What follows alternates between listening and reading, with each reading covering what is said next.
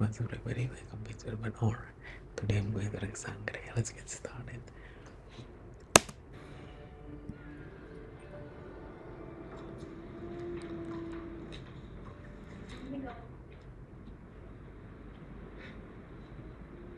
Yes, sir.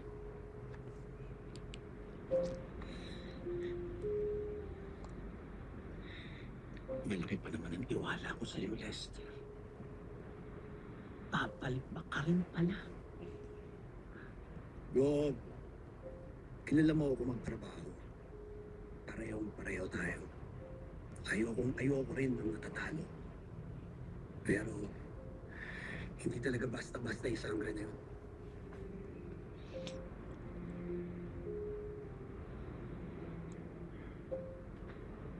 Buwisi talaga ang sangre niyan. Nasisira lahat ng mga plano ko. Katulad ba ng plano mong pagdakawan ng bangko Who is this? para makuha ang mga ebidensya ni amo laban sa iyo? Ang ginagawa mo dito, Pinapunta ako ni amo para pagsabihan kayong dalawa. Lalo ka na, Go. Tigilan mo na yung mga gimmick mo. May pa bank robbery ka pa. Pakisabi kay amo, wala akong kinalaman sa buhay. Wait a minute. He has boss. Wow. Who's that boss? Bank robbery na yan. Akala ko, hindi ginagat ng aso ang kamay na nagpapakain sa kanya. Kinakalaban mo si amo ko, eh.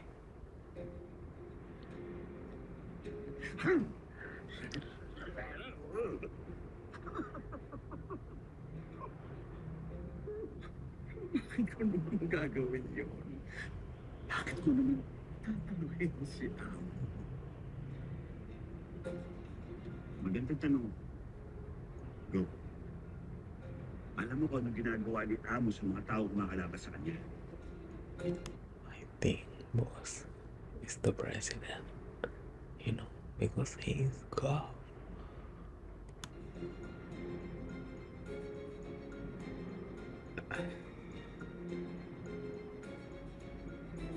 Pakisabi kay amo,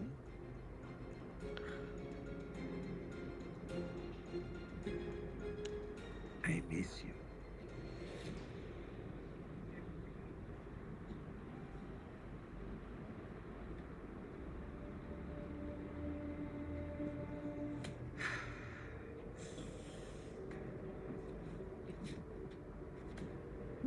Buwisit na sangre yan.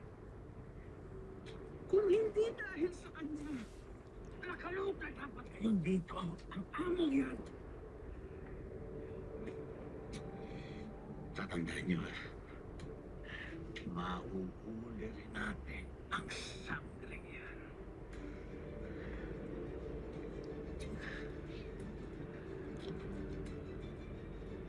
Mark my words.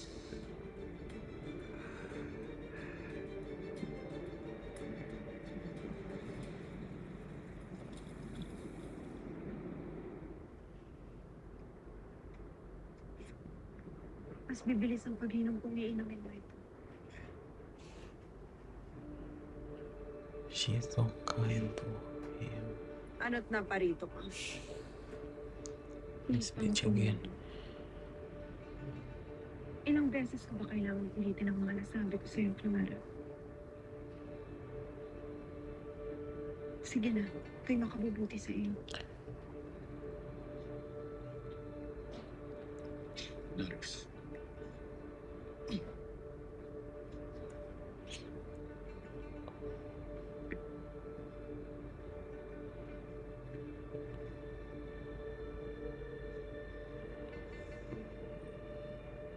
Afisala Yashua, Dea.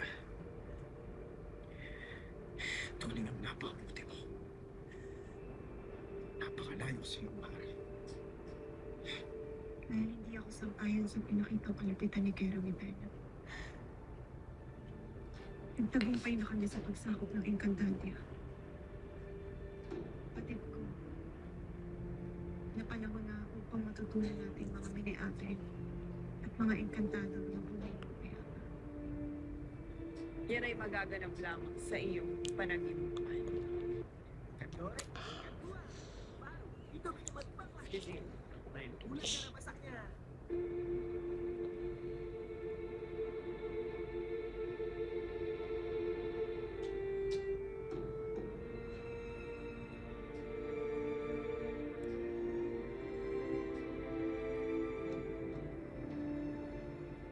Sana engkantado na lang mo siya.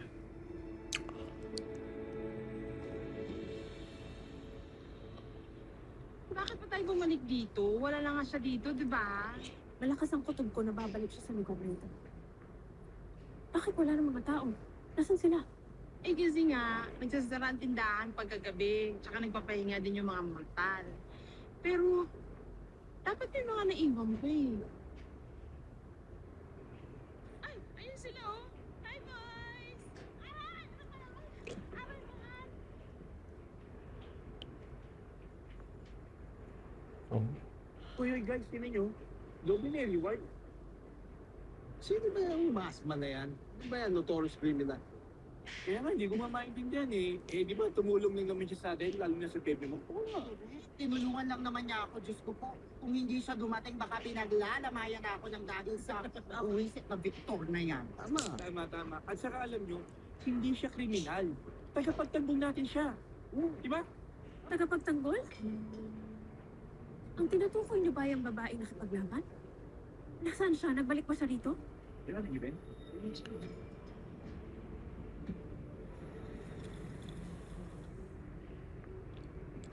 love the outfit.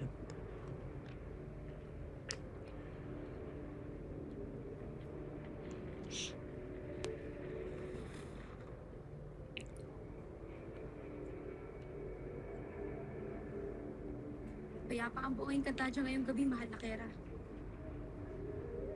Tila sila'y nagalak sa iyong palaro sa Colasari.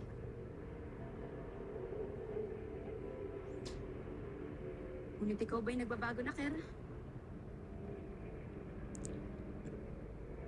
Natutunaw na ba ang iyong puso para sa mga engkantado? Kaya ba hinayaan mo mabuhay si Adamus?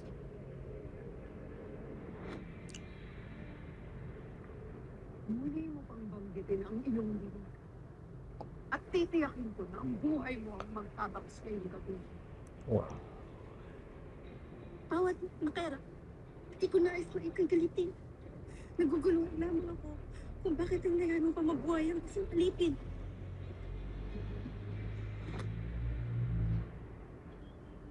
Si Adamus ay nabubuhay lamang. Pagkat nais ko pang masaksihan ang hangganan ng kanyang galing, ngunit hindi na siya magtatagal. Dahil may binabalak ako para sa susunod ng laban. Okay. Ano yung nalaman tungkol sa babaeng tagapagtanggol? Ang kumbal mo naman magtanong eh. Miss, wala kaming alam. Pinag-usapan lang namin yung pa-video announcement eh. Pa-video announcement? Hindi kita naunawaan. Video announcement. Ito panoorin mo, super late ka na sa balay. Ang viral ngayon, trending na. Kahit ako. Kumahal.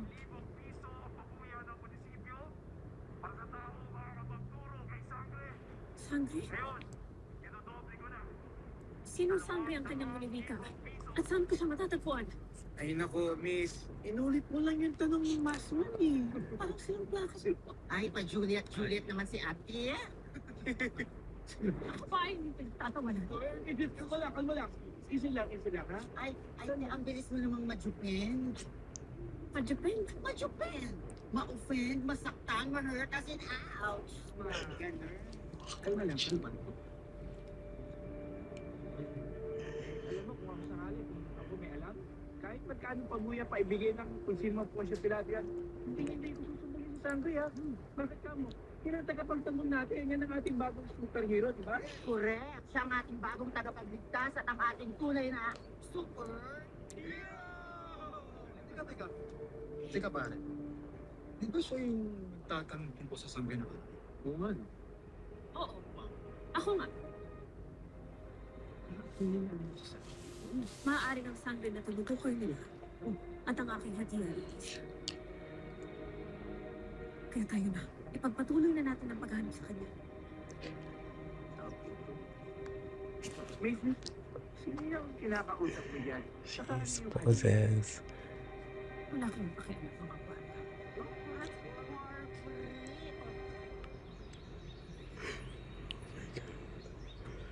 Tila napakarami I can't with that, with their expression. Samantalang ako ay nag-iisa.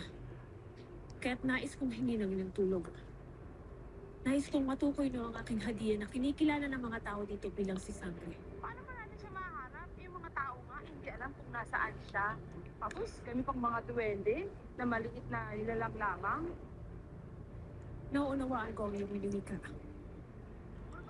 Burger King. Ayam goreng Nusantara. Warisan authentic Indonesia dengan bubur rempahnya. Kaya't nais kong ipagbigay alam mo sa mga iba pang elemento na naririto sa mundong ito ang aking paghahanap. Masusunod mahal na sangre. Luhin na natin. Enay! Enay, Isang yes pa.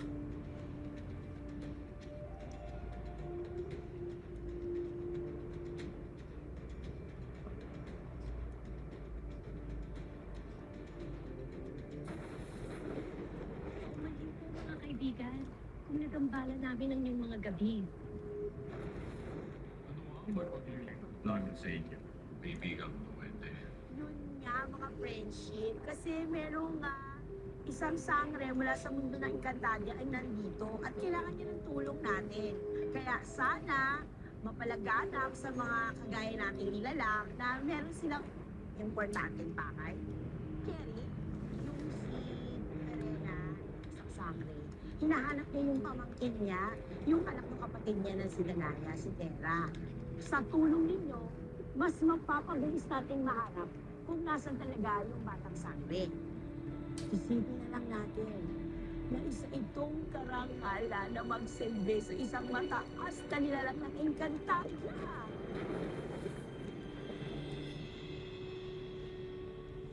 Tapos nung nangyari sa warehouse, ito naman. Sa laki ng pabuya pa kay Sangre. Sigurado maaming mainggan yung patulan mo. Kaya kung doble ng pabuya, kailangan mas maging ka pa dapat. Promise.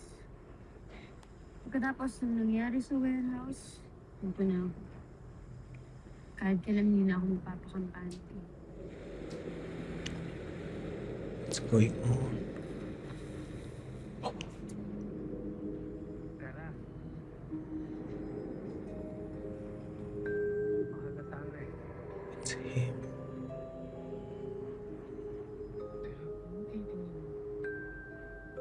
Naalala ko na. Ikaw yung nakausap ko dati. Tara.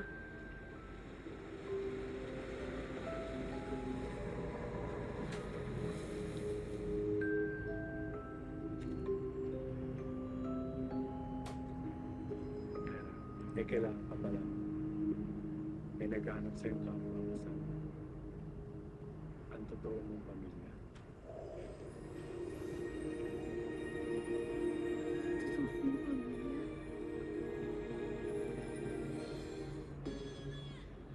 Tay, masarap.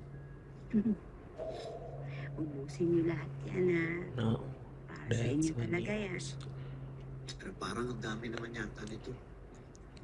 Ako wala na namang natirang pagkain sa bahay para kay Tera. Kumusta na nga pala siya? Ayos po siya.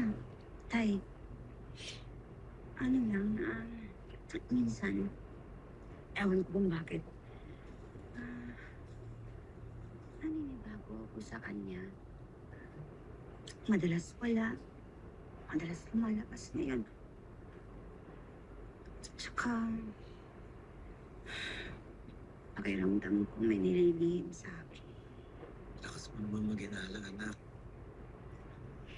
Alam mo ba, ganun ka rin naman eh. Kung kasing edad mo yung ako ko. Siyempre, yung mga pagbabago, nagdadalaga eh. Sana nga, tay. Ayoko lang dumating yung panahon na hindi kami magkaintindihan, magkahiwalay pa tuloy kami. Yung tinatawag na gap.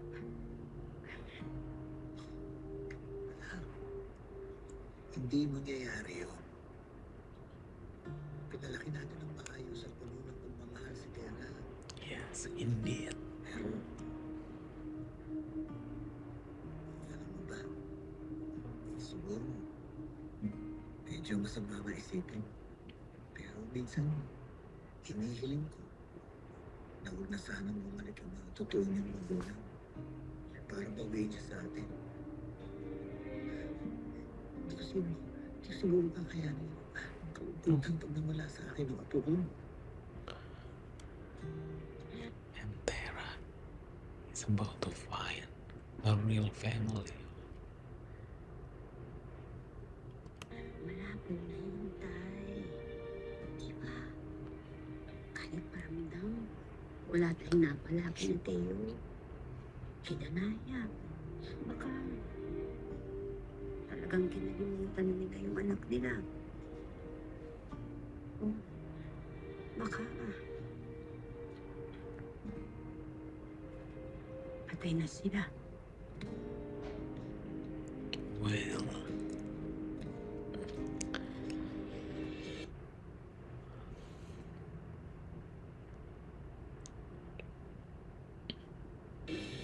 Di ba sinabi sa'yo na isa kang nilalang na may mataas na katayuan sa mundo ng mga elemento? Hindi ko nga kasi naiintindihan yun eh. Hindi ka ba nagtataka sa taglay mong kapangyarihan? Ang kakayanan mong kumag-usap ng mga hayop at ng ibang elementong katulad ko. Hindi ka ordinaryong tao, Tera. Ay, hindi mali ka.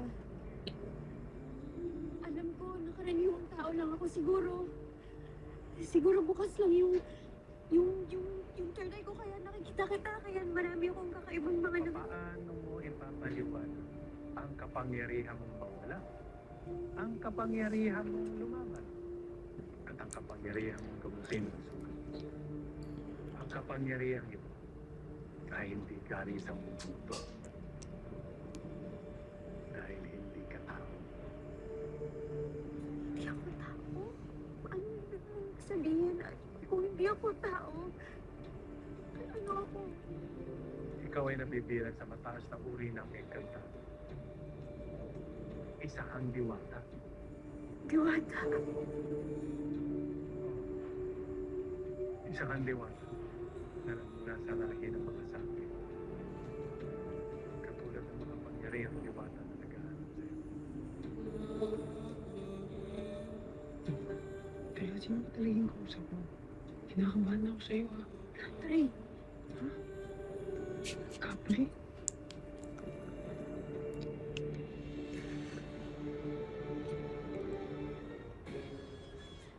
ikaw, nilaloko ko yata ako eh. Paano ako magiging isang diwata?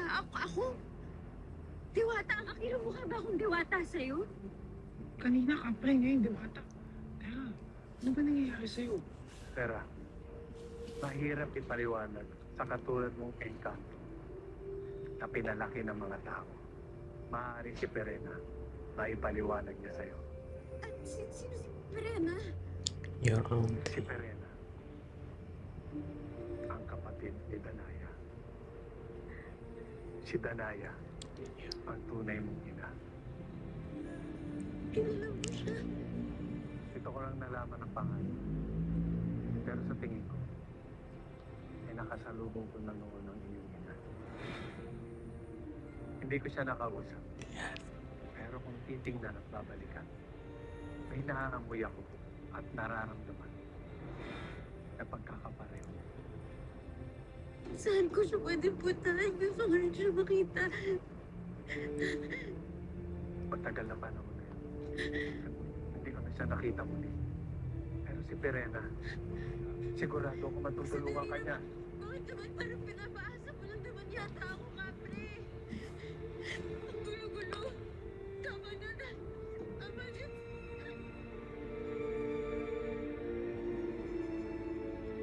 Tara,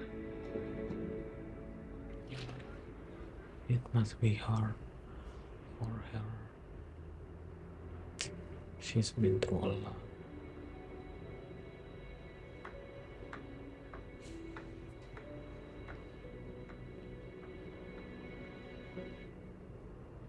Oh, gising ka pa. Kinakamusta ka nga pala ng lolo mo? Wala ko ba akong diwata yun? Ano?